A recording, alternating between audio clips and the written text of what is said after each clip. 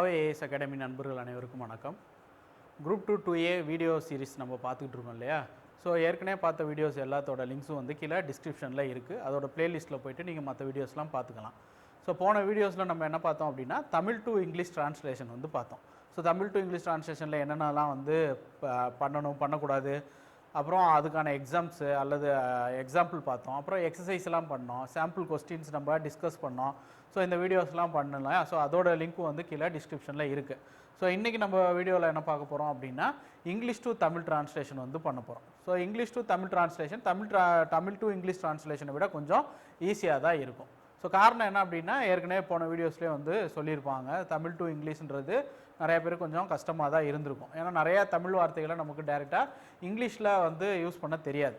ஆனால் இங்கிலீஷில் நிறையா வார்த்தைகள் நம்ம பெரும்பாலும் தமிழ்லேயே வந்து பார்த்திங்க அப்படின்னா நிறையா வார்த்தைகள் வந்து என்ன பண்ணுவோம் அப்படின்னா இங்கிலீஷ் தான் நம்ம கலந்து யூஸ் பண்ணிக்கிட்டு இருப்போம். ஸோ அதனால் எப்படியாவது அதில் மீனிங் கண்டுபிடிச்சி நம்மளால எழுத முடியும். ஸோ இங்கே நம்ம வந்து பார்த்தோம்னா அப்படின்னா நமக்கு கொடுத்துருக்க இங்கிலீஷ் டு தமிழ் ட்ரான்ஸ்லேஷன் அப்படின்றது வந்து ஒன்றும் டிகிரி ஸ்டாண்டர்டில் இருக்க போகிறது கிடையாது, 10th ஸ்டாண்டர்ட் மட்டும்தான். ஸோ அவங்களே வந்து டாபிக்ஸும் கொடுத்துட்டாங்க. அதனால் வந்து ரொம்ப கஷ்டமாக இருக்க போகிறது கிடையாது. ரெகுலர் ப்ராக்டிஸ் பண்ணோம்னா கண்டிப்பாக வந்துடும். ஸோ இங்கிலீஷ் டு தமிழ் ட்ரான்ஸ்லேஷனில் கவனிக்க வேண்டிய விஷயங்கள் சில விஷயங்கள் இருக்குது. ஸோ அதை நம்ம கண்டிப்பாக என்ன பண்ணணும் அப்படின்னா ஃபாலோ பண்ணியே ஆகணும். ஸோ அது பண்ணல அப்படின்னா கரெக்டான ஒரு ட்ரான்ஸ்லேஷன் வந்து என்ன பண்ண முடியாதுன்னா நம்மளால கொடுக்க முடியாது. ஸோ அவங்க கொடுத்துருக்க சென்டென்ஸை வந்து அல்லது பேராகிராஃப்ஸை வந்து நம்மளால் என்ன பண்ண முடியாதுன்னா கரெக்டாக ஒரு மீனிங்கை கொண்டு வந்து சேர்க்க முடியாது. ஸோ அப்போ என்னென்னலாம் பண்ணணும் அப்படின்றத பார்த்தீங்க அப்படின்னா ஃபஸ்ட்டு கொடுத்துருக்க சென்டென்ஸ் ஒன்று கொடுத்துட்டாங்க அல்லது ஒரு பேராகிராஃப் கொடுத்துட்டாங்கன்னா கம்ப்ளீட்டாக அதை நீங்கள் என்ன பண்ணணும் அப்படின்னா ரீட் பண்ணி அந்த டோட்டல் பேசேஜ் வந்து என்ன மீனிங் சொல்ல வருது அப்படின்ற கண்டெக்ஸ்ட்டை வந்து நீங்கள் புரிஞ்சுக்கிட்டா தான் நீங்கள் கரெக்டாக என்ன பண்ண முடியும்னா அந்த சென்டென்ஸை மேக் பண்ணி உங்களால் எழுத முடியும். ஸோ ஃபஸ்ட்டு எப்போதுமே கொடுத்த விஷயத்தை ஃபுல்லாக ரீட் பண்ணி 1க்கு 2 தடவை மீனிங் புரியலன்னா மறுபடியும் ரீட் பண்ணி நீங்கள் என்ன பண்ணிக்கணும் அப்படின்னா அண்டர்ஸ்டாண்ட் பண்ணியே ஆகணும். ஸோ அண்டர்ஸ்டாண்ட் இல்லாமல் நீங்கள் என்ன பண்ண முடியாதுன்னா மீனிங் வந்து கரெக்டாக புரிஞ்சுக்கிட்டு எழுதவே முடியாது. ரெண்டாவது என்ன அப்படின்னா கொடுத்துருக்க சென்டென்ஸில் என்ன டென்ஸ் இருக்குது அப்படின்றத பார்த்துக்கணும். என்ன காலத்தில் கொடுத்துருக்காங்க, ப்ரெசன்ட் டென்ஸா, ஃபியூச்சர் டென்ஸா, பாஸ்ட் டென்ஸா அப்படின்ற ரொம்ப சிம்பிளான அந்த 3 டென்ஸ் தெரிஞ்சால் போதும். So past participle, present participle, continuous tense அந்த மாதிரி மீதி இருக்க டென்ஸ் எல்லாத்தையும் அப்படியே ஸ்ட்ரிக்டாக ஃபாலோ பண்ணணும்னு அவசியம் கிடையாது. ஸோ அதனால் வந்து அந்த அளவுக்கு டீப்பாக நம்ம இறங்கி அப்படியே கிராமர் எல்லாம் ஃபுல்லாக பார்த்து பண்ண போகிறோமானா அந்த அளவுக்கு டிரான்ஸ்லேஷன் கொடுக்க போகிறது கிடையாது.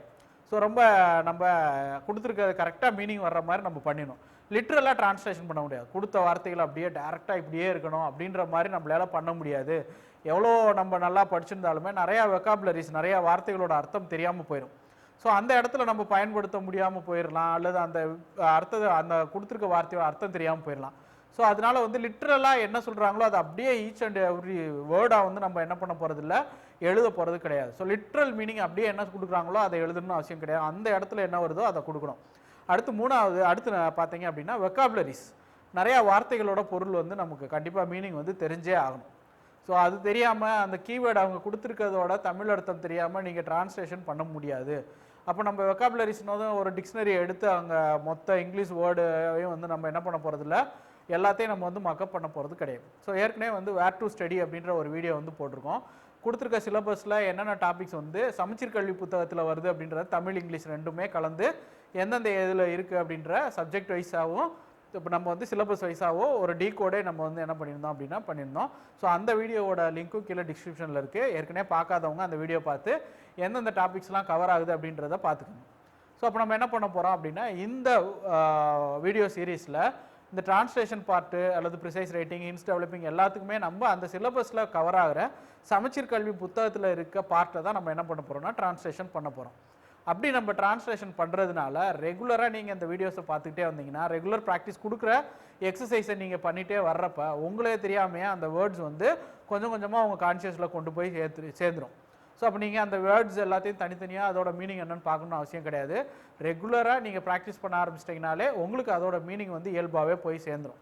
ஸோ நிறையா வார்த்தைகள் வந்து இன்னமும் நம்ம வந்து என்ன பண்ணுறோம் அப்படின்னா தமிழில் நிறைய இங்கிலீஷ் வார்த்தையை தான் பயன்படுத்தும். ஸோ இப்போ அப்பாயிண்ட் அப்படின்னா நமக்கு என்னன்னு தெரியாது. அதிகமாக என்ன சொல்லுவோம், அப்பாயின்ட் பண்ணிட்டாங்க, கவர்னர் வந்து அவர் அப்பாயின்மெண்ட் பண்ணிட்டாரு, அந்த மாதிரி தான் நம்ம வந்து பார்க்குறோம். அப்போ அப்பாயிண்ட்னா நமக்கு என்ன தெரியாது, தமிழ் வார்த்தை தெரியாது. பெரும்பாலும் அதை நல்லா யோசித்து அப்பாயிண்ட்னா என்ன அப்படின்னு நம்ம யோசித்தோம்னா கண்டுபிடிச்சலாம். ஸோ இந்த மாதிரி தான் என்ன பண்ண போகிறோம் அப்படின்னா அந்த மாதிரியான வார்த்தைகளோட அர்த்தம் மட்டும் இல்லாமல் நமக்கு சிலபஸில் கொடுத்துருக்க பார்ட்டோட அர்த்தங்களையும் நம்ம ரெகுலராக ப்ராக்டிஸ் பண்ணோம்னா வொக்காபுலரிஸ் ஒரு பிரச்சனையே இருக்க போகிறது கிடையாது. ஏன் அப்படின்னா கொடுத்துருக்க டாபிக்ஸில் இருக்க எல்லா வொக்காபுலரிஸை நம்ம ரெகுலராக ப்ராக்டிஸ் பண்ணோம், அதோட மீனிங் தெரிஞ்சிடும். ஸோ அப்போ நம்ம ரொம்ப ஈஸியாக இருக்கும். ஸோ இந்த மாதிரியான விஷயங்களை நம்ம ரெகுலராக ஃபாலோ பண்ணிட்டோம் அப்படின்னா இங்கிலீஷ் டு தமிழ் டிரான்ஸ்லேஷன் ஒரு பெரிய விஷயமா இருக்க போகிறது கிடையாது. ஸோ இன்றைக்கி நம்ம ஒரு 5 சென்டென்ஸ் எடுத்துக்க போகிறோம். அந்த 5 சென்டென்ஸையும் எப்படி வந்து டிரான்ஸ்லேஷன் பண்ணுறோம், இங்கிலீஷ் டு தமிழ் எப்படி டிரான்ஸ்லேஷன் பண்ணுறோம், என்ன மிஸ்டேக்லாம் பண்ணக்கூடாது, டூஸ் அண்ட் டோன்ட்ஸ், அதை வந்து என்ன பண்ண போகிறோம் நம்ம பார்க்க போகிறோம். ஸோ டிரான்ஸ்லேஷனில் ஃபஸ்ட்டு சென்டென்ஸ் எப்படி டிரான்ஸ்லேஷன் பண்ணுறோம் அப்படின்றத பார்த்துக்கலாம். ஸோ 1, the term சங்கம் which means an academy is used in late medieval literary works like பெரிய புராணம் and Thiruvilaiyadal Puranam. So sentence நீங்கள் ரீட் பண்ணிட்டு என்ன பண்ணணும் அப்படின்னா ஃபஸ்ட்டு அது என்ன மீனிங் வருது அப்படின்றத கரெக்டாக நீங்கள் வந்து பிடிச்சிக்கணும். ஸோ மீனிங் தெரியாமல் நம்மளால் அப்படியே டேரெக்டாக ட்ரான்ஸ்லேட் பண்ணோம் அப்படின்னா அது என்ன சொல்ல வருது அப்படின்றத சரியாக புரிஞ்சுக்காமே நம்ம வந்து ட்ரான்ஸ்லேஷன் பண்ணுறதுக்கான வாய்ப்பு நிறையா இருக்குது. ஸோ அதனால் வேர்ட்ஸ் வந்து மாற்றி போட்டுருவோம், அர்த்தத்தையே வந்து என்ன பண்ணிடுவோம் அப்படின்னா தப்பாக எழுதிடுவோம். ஸோ ஃபஸ்ட்டு அதோட மீனிங் என்ன அப்படின்றத அண்டர்ஸ்டாண்ட் பண்ணிக்கோங்க. ஸோ என்ன சொல்ல வர்றாங்கன்றதை அண்டர்ஸ்டாண்ட் பண்ணுறதுக்கு நமக்கு தேவையான விஷயங்கள் என்ன அப்படின்னா ஃபஸ்ட்டு வந்து என்னென்ன கீவேர்ட்ஸ் இருக்குது அப்படின்றத தெரிஞ்சுக்கணும். So Tamil to English translation கொஞ்சம் கஷ்டமாக இருக்கும், இங்கிலீஷ் டு தமிழ் ட்ரான்ஸ்லேஷன் கொஞ்சம் ஈஸியாக தான் இருக்கும். ஸோ அதனால் ரொம்ப போட்டு டென்ஸ் அப்படின்னதும் ரொம்ப அதிகமாக டென்ஸை பற்றி ரொம்ப உள்ளே இறங்கி கிராமட்டிக்கலாக நம்ம வந்து பார்க்க போகிறதெல்லாம் கிடையாது. ஸோ அப்படியே மீனிங் தெரிஞ்சு அப்படின்னா நம்ம அப்படியே எழுத ஆரம்பிச்சிடலாம், அவ்வளோதான். ஸோ ஃபஸ்ட்டு கீவேர்ட்ஸ் எல்லாத்துக்கும் தெரிஞ்சுக்கணும். ஸோ எதெல்லாம் வந்து இங்கிலீஷில் மாற்றணும், தமிழில் மாற்றணும், எதெல்லாம் மாற்ற தேவையில்ல அப்படின்றத தெரிஞ்சுக்கணும். ஸோ த டேர்ம் சங்கம் லிட்ரேச்சர் அப்படின்னு சொல்லுவோம், அல்லது சங்க இலக்கியம்னு சொல்லுவோம். அப்போ சங்கம்ன்றது காமனான ஒரு வார்த்தை தான், அது வந்து ஒரு பேர் சொல்ல, அதை நம்ம வந்து என்ன பண்ண போகிறதில்ல, அந்த நவுனை வந்து தமிழில் வந்து மாற்ற போகிறது கிடையாது. சங்கம்னா சங்கம் தான். ஸோ நமக்கு தெரிய வேண்டியது என்ன அப்படின்னா ஃபஸ்ட்டு அகாடமி. ஸோ அகாடமி அப்படின்னாலே நமக்கு பயிற்சி நிலையம் அந்த மாதிரி மீனிங்கில் வச்சுருவோம். ஆனால் இந்த இடத்துல அது என்ன சொல்ல வருதுன்றதை புரிஞ்சுக்கணும். ஸோ இங்கே வந்து என்ன பண்ண போகிறோம், சங்கம் அப்படின்றது ஆர்ட் லிட்ரேச்சர் கலையை பற்றி பேச போகிறோம். அப்போ இந்த இடத்துல அதுக்கான மீனிங் என்ன அப்படின்றத தெரிஞ்சுக்கணும். ஸோ அகாடமி அப்படின்றதுக்கு இங்கே வந்து என்ன மீனிங் அப்படின்னா கலைக்கழகம் அப்படின்னு அர்த்தம். கலைக்கழகம் அப்படின்னு அர்த்தம். ஓகேவா? ஸோ கலைக்கழகம். அடுத்து used in late medieval literary works. So மெடிவல்னா நமக்கு தெரியும், இடைக்காலம். ஸோ லேட் அப்படின்னா பின்னுன்னு வச்சுக்கலாம், அல்லது பிந்தைய அல்லது முந்தைய அந்த மாதிரி வச்சுக்கலாம். ஸோ இங்கே நமக்கு கரெக்டான வார்த்தை என்ன வருது அப்படின்னா பின் அப்படின்றத வச்சுக்கலாம். லிட்ரரி ஒர்க்ஸ், ஓகேவா, இலக்கிய நூல்கள்னு வச்சுக்கணும். இங்கே லிட்ரரி ஒர்க்ஸ்னு வந்து இலக்கிய வேலைகள் அப்படின்னு நம்ம இங்கே எடுத்துக்க தேவையில்லை. நேரடியாக அப்படியே லிட்ரலாக மீனிங் எடுத்துக்கிட்டோம் அப்படின்னா சரியாக வராது. ஸோ இங்கே நம்ம வந்து அதை இலக்கிய நூல்கள் அப்படின்னு வச்சுருவோம். பெரிய புராணம் திருவிளையாடல் புராணம் ரெண்டுமே பேர், அதை நம்ம மாற்ற போகிறது கிடையாது. ஸோ இதுதான் வந்து கீவேர்டு. இப்போ இதை வச்சு நம்ம என்ன பண்ண போகிறோம்னா டிரான்ஸ்லேஷன் பண்ண போகிறோம். என்ன மீனிங் சொல்லுது, த டேர்ம் சங்கம் விச் மீன்ஸ் அன் அகாடமி. சங்கம் என்ற சொல்லுக்கு, டேர்ம்னா இங்கே சொல்லு, ஓகேவா, சங்கம் என்ற சொல் அல்லது வார்த்தை, இங்கே நம்ம சொல்லுன்னு வச்சுக்கோம். சங்கம் என்ற சொல்லுக்கு கலைக்கழகம் என்ற பொருள் அப்படின்னு ஒரு பார்ட் இருக்குது. அடுத்து is used in late medieval literary works, ஓகேவா, பின் இடைக்கால இலக்கிய நூல்களில் பயன்படுத்தப்பட்டது. அப்புறம் ரெண்டாவது பார்ட். தேர்ட் பார்ட் என்ன சொல்லுது, லைக் பெரிய புராணம் அண்ட் திருவிளையாடல் புராணம். பெரிய புராணம் மற்றும் திருவிளையாடல் புராணம் போன்ற அப்படின்னு சொல்கிறாங்க. அப்போ நீங்கள் எடுத்துக்கலாம், பெரிய புராணம் திருவிளையாடல் புராணம் போன்ற பின் இடைக்கால இலக்கிய நூல்களில், ஓகே, இன்னும் வந்தால் நூல்களில் கலைக்கழகம் எனும் பொருள் கொண்ட சங்கம் என்ற சொல் பயன்படுத்தப்பட்டது. ஸோ அப்போ நீங்கள் என்ன பண்ணலாம் அப்படின்னா கரெக்டான கீவேர்டை பிடிச்சிட்டிங்க அப்படின்னா அது என்ன மீனிங் வருதுன்னு அண்டர்ஸ்டாண்ட் பண்ணுறீங்க, ஈஸியாகவே தமிழில் எழுதலாம். அப்போ எப்படி எழுதலாம், பெரிய புராணம், அதை நம்ம தமிழில் அப்படியே எழுதிக்கலாம், மற்றும் சாண்டு வந்து மற்றும் திருவிளையாடல் புராணம்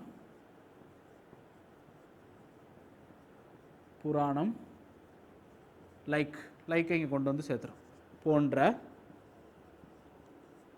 அடுத்து பின் இடைக்கால இலக்கிய நூல்களில் போன்ற பின் இடைக்கால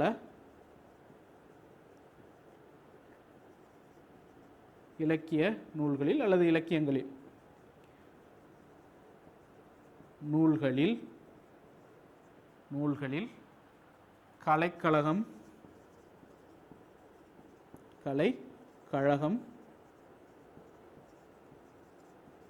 எனும் பொருள்படும் சங்கம் என்ற சொல் பயன்படுத்தப்பட்டுள்ளது.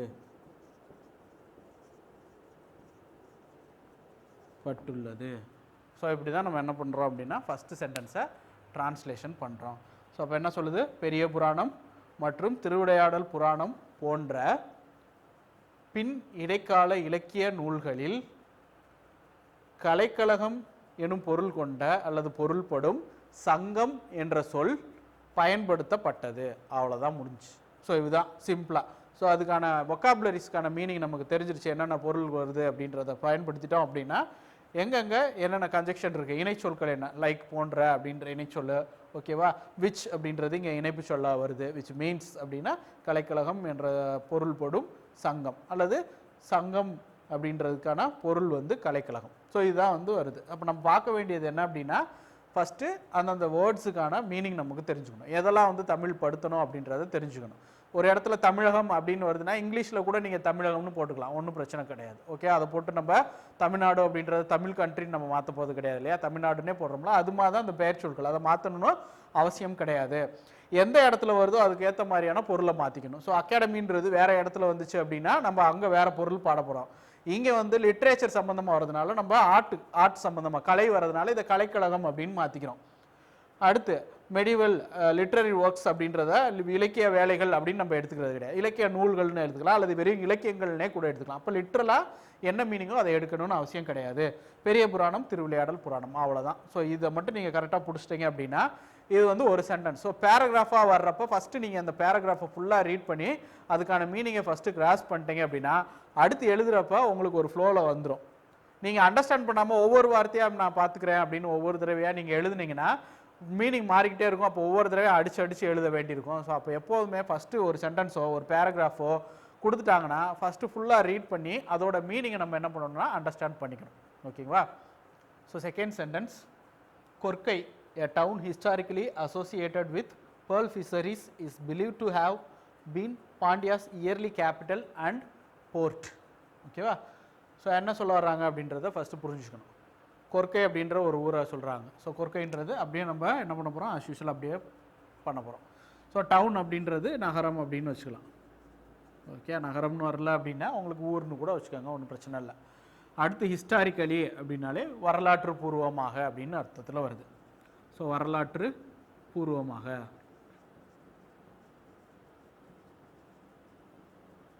ஸோ அசோசியேட்டட் டைரக்டர்ஸ், அசோசியேட்டட்ன்ற வார்த்தை அடிக்கடி பயன்படுத்தினேன். ஸோ அப்படின்னா அசோசியேட்டட்னா இணைந்த, அப்படி இல்லைன்னா தொடர்புடைய, எது உங்களுக்கு அந்த இடத்துல கரெக்டான மீனிங்கில் வருதோ அதை நம்ம பயன்படுத்திக்கலாம். தொடர்புடைய அல்லது இணைந்த, அந்த இடத்துல என்ன அர்த்தத்தில் வருதோ நம்ம அந்த மாதிரி பயன்படுத்திக்கலாம். அடுத்து வித் பேர்ல் ஃபிஷரிஸ். ஸோ இங்கே ஒரு கன்ஜெக்ஷன் வந்துருச்சு, உடன் அப்படின்ற ஒரு கன்ஜெக்ஷன் வந்துருச்சு. அடுத்து pearl fisheries. So pearl fisheries அப்படின்றது அடிக்கடி நீங்கள் தமிழ் வார்த்தையாக கேள்விப்பட்டிருப்பீங்க. என்ன அப்படின்னா முத்துக்குளித்தல். ஸோ கடலில் போயிட்டு முத்து எடுப்பாங்க இல்லையா, ஸோ அதான் வந்து முத்துக்குளித்தல் அப்படின்னு வந்து சொல்லுவாங்க. உள்ளே போயிட்டு கடலில் மூழ்கி முத்து எடுக்கிறது, அதான் முத்துக்குளித்தல், அதுதான் பேர்ல் ஃபிஷரிஸ் அப்படின்னு வந்து சொல்லுவாங்க. Is believe to have been. So believe to be அப்படின்னா என்ன மீனிங் அப்படின்னா நம்பப்படுதல், உறுதியாக தெரியாது, நம்பப்படுகிறது அப்படின்னு நம்ம வச்சுக்கலாம். ஓகேவா, நம்பப்படுது, கன்ஃபார்மாக தெரியாது. ஓகே, ஸோ நம்பப்படுது அந்த மாதிரி. Believe to have, believe to be அப்படின்றத நம்பப்படுதல் அப்படின்னு அர்த்தம். ஸோ இங்கே பாண்டியாஸ், அப்போ பாண்டியர்களின், ஓகே, பாண்டியர்களின் அப்படின்ற அர்த்தத்தில் வந்துடுது. இயர்லி அப்படின்றது முந்தையன்னு வச்சுக்கலாம், தொடக்க காலம் ஏதாவது ஒன்று வச்சுக்கலாம். ஸோ இங்கே நமக்கு கரெக்டாக எது வரும்னா தொடக்க காலம் அப்படின்ற வார்த்தை வரும். தொடக்க காலம். கேபிட்டல்னால் தெரியும் நமக்கு, தலைநகரம், தலைநகரன்ற வார்த்தை. போர்ட் அப்படின்னா துறைமுகம். ஸோ இப்போ என்ன சொல்கிறாங்க, கொர்க்கை அப்படின்ற ஒரு ஊர், கொர்க்கை எ டவுன், ஒரு நகரம், ஹிஸ்டாரிக்கலி அசோசியேட்டட், வரலாற்று பூர்வமாக தொடர்புடைய, ஏதோட தொடர்புடைய இதில் இருக்குது, முத்துக்குளித்தலுடன் தொடர்புடைய கொர்க்கை எனும் ஒரு நகரம். ஓகேவா.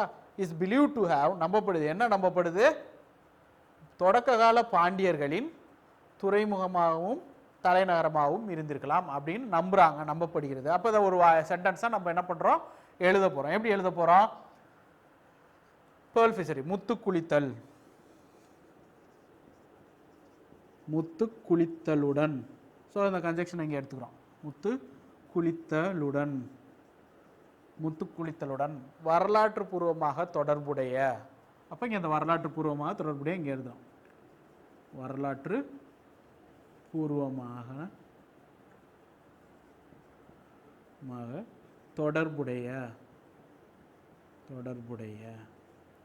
கொர்க்கை எனும் நகரம்.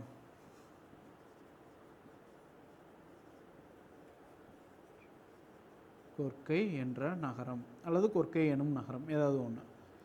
கொர்க்கை என்ற நகரம்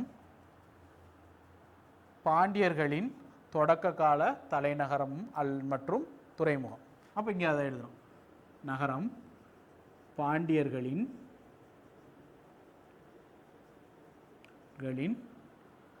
தொடக்க கால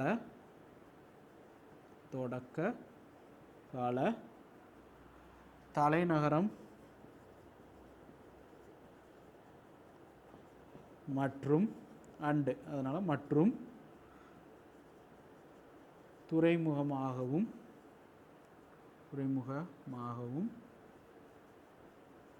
டு ஹாவ் பீன் இருந்திருக்கலாம்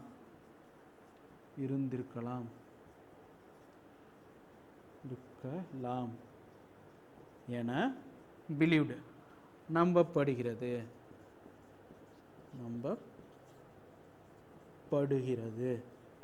அவ்வளோதான்.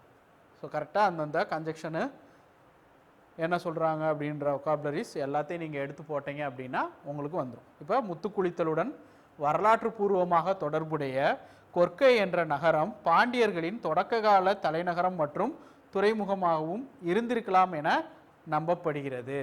ஸோ இதுதான் அதில் சொல்கிறாங்க. Korkai a town historically associated with pearl fisheries is believed to have been Pandia's early capital and port அப்படின்னு சொல்கிறாங்க. ஸோ அப்போ அர்த்தம் வந்து என்ன வந்துடுது, கரெக்டாக உங்களுக்கு வந்துடுது. ஸோ அப்போ நம்ம ஃபஸ்ட்டு என்ன பண்ணணும், ரீட் பண்ணுறப்ப இந்த அர்த்தம் வருதா அப்படின்றத வச்சிட்டோம்னா சென்டென்ஸ் மேக் பண்ணுறப்போ நமக்கு ரொம்ப ஈஸியாக இருக்கும்.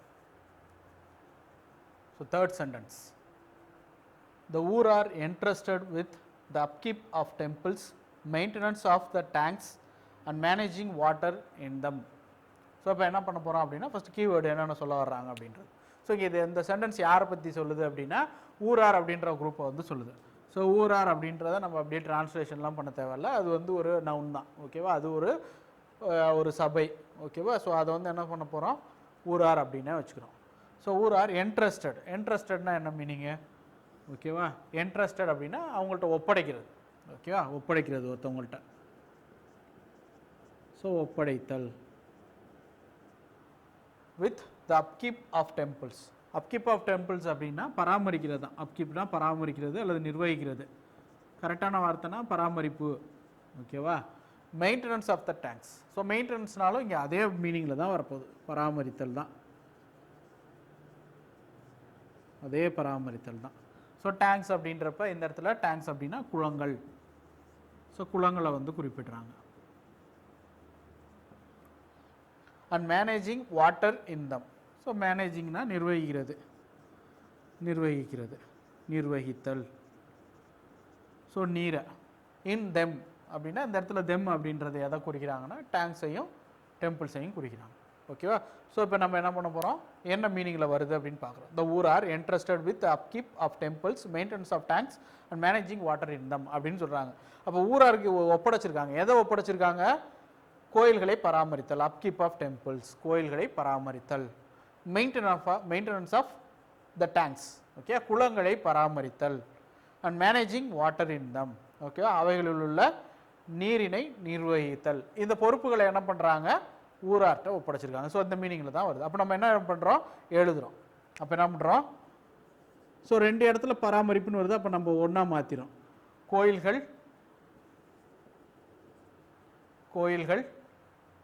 மற்றும்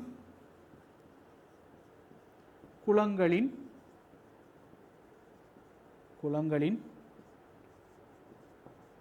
பராமரிப்பு. கோயில் மற்றும் குளங்களின் பராமரிப்பு. அண்ட் அப்படின்றது இங்கே மேலும் பராமரிப்பு. மேலும் இன் தெம் அப்படின்னா அதிலுள்ள அல்லது அவைகளில் உள்ள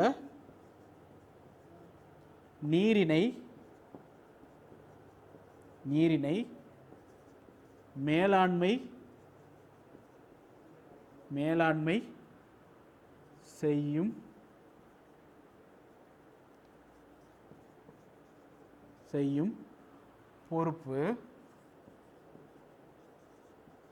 பொறுப்பு ஊராரிடம்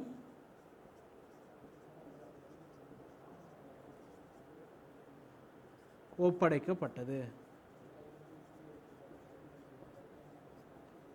அவ்வளோதான். ஸோ எல்லா வார்த்தையுமே வந்துருச்சு. கோயில்கள் மற்றும் குளங்களின் பராமரிப்பு, மேலும் அவைகளில் உள்ள நீரினை மேலாண்மை செய்யும் பொறுப்பு ஊராரிடம் ஒப்படைக்கப்பட்டது. ஸோ ஊரார்ன்ற ஒரு அமைப்புட்ட என்ன பண்ணியிருக்காங்க, ஊரார் என்ற ஒரு அமைப்புட்ட ஒப்படைச்சிருக்காங்க. எதை? கோயில்களோட பராமரிப்பு, குளங்களோட பராமரிப்பு, அப்புறம் அதில் இருக்க தண்ணீரை வந்து நிர்வகிக்கிறது, இது எல்லாத்தையுமே என்ன பண்ணுறாங்க, ஊரார்ட்ட ஒப்படைச்சிருக்காங்க.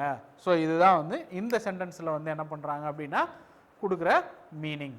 4th சென்டென்ஸ், பக்தி cult as a religious movement opened a new chapter in the history of Tamil Nadu in the early medieval period அப்படின்னு சொல்கிறாங்க. ஓகே, ஸோ என்னென்ன அப்படின்னு பார்க்குறோம். ஸோ பக்தி கல்ட், பக்தின்றது அப்படியே தான் தமிழில் பக்தி இயக்கம் அப்படின்னு சொல்லுவாங்களா, அதுதான் பக்தி அப்படின்னு வச்சுக்கலாம் இதை. ஓகேவா? ஸோ கல்ட் அப்படின்னா என்ன அப்படின்னா ஒரு மரபு, புதுசாக ஒரு விஷயத்தை அவங்க தொடங்கி வைப்பாங்க. ஸோ அதான் வந்து என்ன சொல்லுவாங்க, மரபு அப்படின்னு சொல்லுவாங்க. ரிலீஜியஸ் மூமெண்ட் அப்படின்றத நம்ம எப்படி எடுத்துக்கலாம், சமய இயக்கம். நம்ம படிச்சிருப்போம் இல்லையா, ரிலீஜியஸ் மூமெண்ட்ஸ் அப்படின்னு நம்ம படிச்சிருப்போம். சமய இயக்கம். ஓப்பன், திறக்கிறது. என்ன திறக்கிறது? எ நியூ சாப்டர். ஸோ சாப்டர் அப்படின்னா என்ன அப்படின்னா அத்தியாயம் அப்படின்னு தமிழில். அத்தியாயம் இந்த ஹிஸ்ட்ரி அப்படின்னா வரலாறு தெரியும். தமிழ்நாட்டில் ஏர்லி மெடிவல் பீரியட், முந்தைய இடைக்காலம்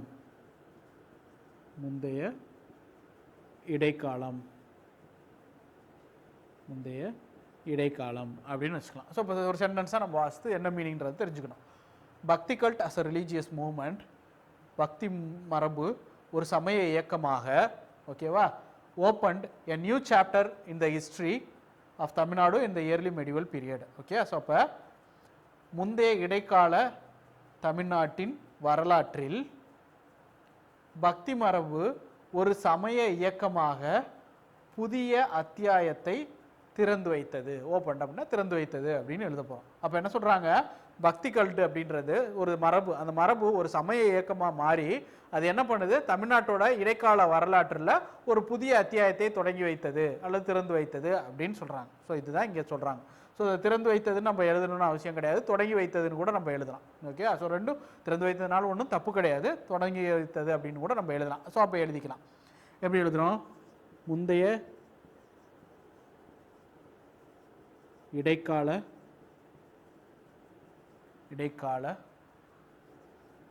தமிழகத்தின்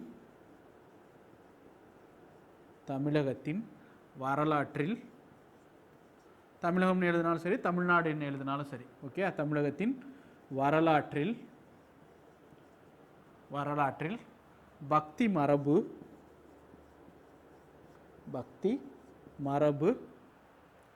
ஒரு சமய இயக்கமாக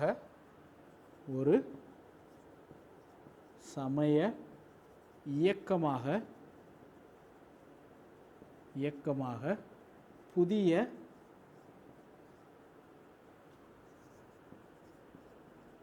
அத்தியாயத்தை திறந்து வைத்தது.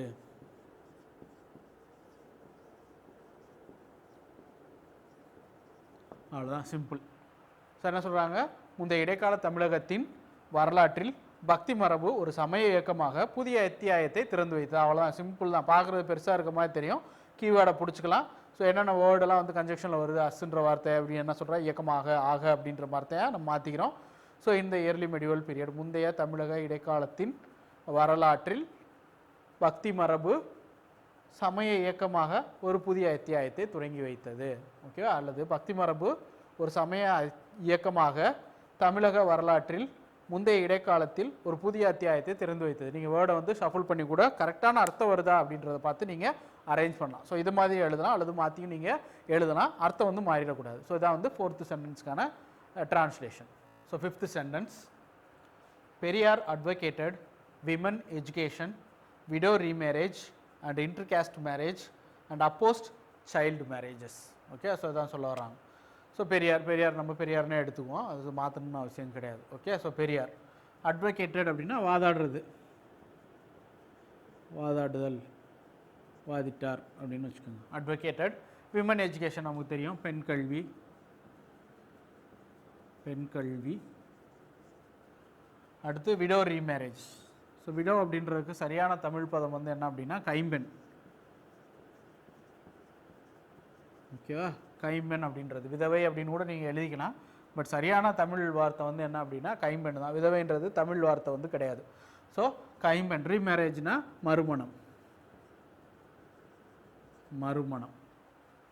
And intercaste marriage. So intercaste மேரேஜ்ன்றது சாதி மறுப்பு திருமணம் அல்லது கலப்பு திருமணம் அப்படின்னு. உங்களுக்கு அந்த நேரத்தில் சாதி மறுப்பு திருமணம் வரலைன்னா கலப்பு திருமணம் கூட நீங்கள் பயன்படுத்திக்கலாம். ஆனால் சரியான சொற்பதம் என்ன அப்படின்னா சாதி மறுப்பு திருமணம் அப்படின்றது தான். அண்ட் அப்போஸ்ட். அப்போஸ்ட்னா எதிர்க்கிறார், எதிர்த்தல். சைல்டு மேரேஜ்னா குழந்தை திருமணம். ஸோ என்ன சொல்ல வராங்கன்னு உங்களுக்கு புரிஞ்சிருக்கும் இல்லையா. ஸோ பெரியார் வந்து என்ன பண்ணுறாரு, பெண் கல்வி, கைம்பெண் மறுமணம், சாதி மறுப்பு திருமணத்திற்காக வாதிடுறாரு. ஓகே, ஆதரவாக. ஓகே, ஸோ அதை வந்து அட்வொகேட்னா ஆதரவாக வாதிடுறார். அண்ட் அப்போஸ்ட் எதை எதுக்குறாரு, குழந்தை திருமணத்தை எதுக்குறாரு. ஸோ இப்போ என்ன பண்ணுறாங்க அதை தான் நம்மளும் சொல்ல போகிறோம்.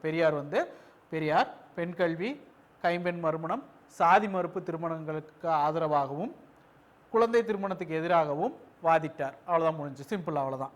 அப்படியே எழுதிக்கலாம். பெரியார் பெண் கல்வி, பெரியார் பெண் கல்வி, கைம்பெண் மறுமணம், கைம்பெண் மறுமணம் மற்றும் சாதி மறுப்பு திருமணம்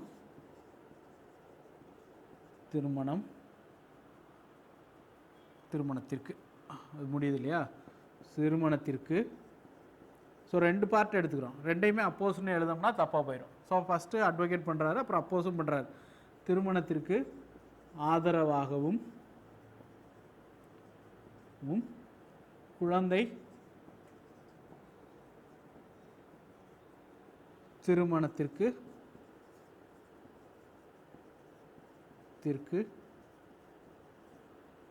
எதிராகவும்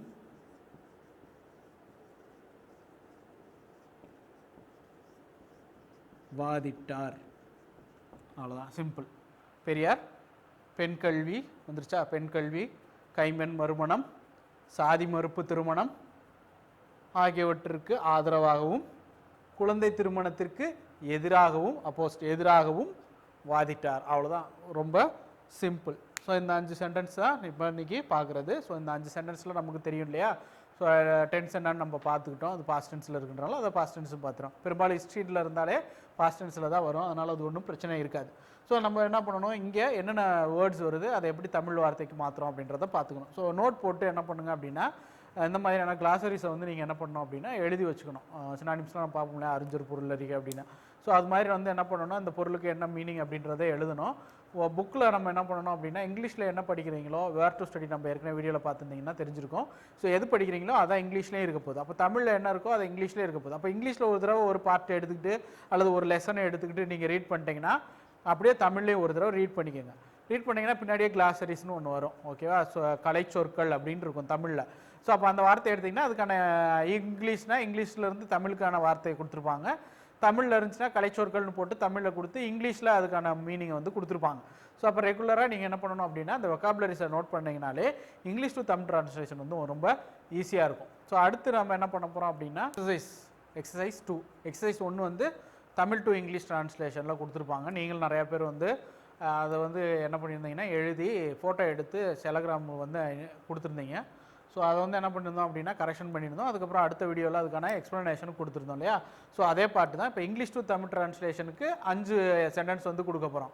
நீங்கள் அதே மாதிரி என்ன பண்ணணும் அப்படின்னா இந்த சென்டென்ஸை எடுத்துக்கிட்டு தமிழில் ட்ரான்ஸ்லேஷன் பண்ணி அதை ஃபோட்டோஸ் எடுத்து கீழே கொடுத்துருக்க டெலகிராம் நம்பர்ஸ்க்கு வந்து கொடுத்தீங்க அப்படின்னா அடுத்து லிங்க் அடுத்து என்ன பண்ணுவோம் அப்படின்னா இதுக்கான விளக்கம் வந்து கொடுப்போம். அதுக்குள்ளே நீங்கள் அனுப்பிட்டீங்கன்னா கரெக்ஷன் பண்ணி ஒவ்வொருத்தவங்களுக்கு இண்டிவிஜுவலாக அந்த பேப்பர் கரெக்ஷனை வந்து நாங்கள் கொடுத்துருவோம்.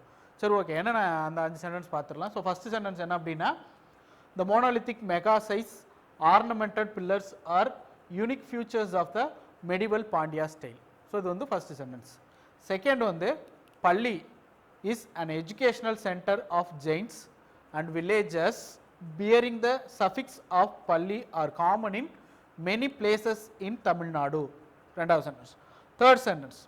Although colonial British regime appointed Indians in military forces, it hesitated to permit Indian languages in educational institutions.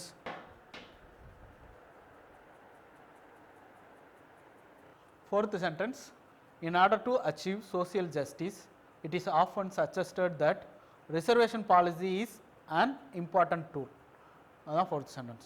Fifth sentence, the word Dravidian was used by scholars and non-Tamils to identify non-Aryan Tamil speaking people.